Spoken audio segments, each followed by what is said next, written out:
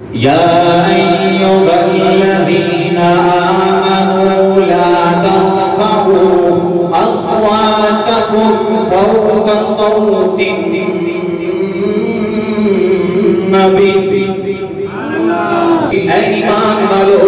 جب تمہیں میرے کریم رسول نبی کی بارگاہ میں حاضری کا موقع مل جائے، جب تمہیں میرے کریم رسول نبی سے ہم کلام ہونے کی سعادت نصیب ہو جائے، تو ایک بات کا دھیان رکھنا ہے کہ اپنی آوازوں کو میرے کریم رسول نبی کی آواز سے اونچا نہیں ہونے دینا۔ اگر تمہاری آواز میرے کریم رسول نبی کی آواز سے اونچی ہو گئی، تحبط اعمالکم وانتم لا تشعرون،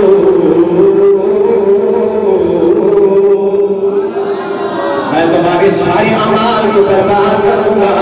تمہاری نمازیں بھی برباد ہو جائیں گی، روزے بھی برباد ہو جائیں گے، کعبۃ اللہ کے طواف بھی برباد ہو جائیں گے، صدقات اور خیرات بھی برباد ہو جائیں گے۔ انسان اپنے گمان میں یہ سمجھتا رہے گا کہ میں بڑا شب زندہ دار ہوں، میں بڑا تہجد گزار ہوں، میرا کریم فرماتا نہیں، یاد رکھنا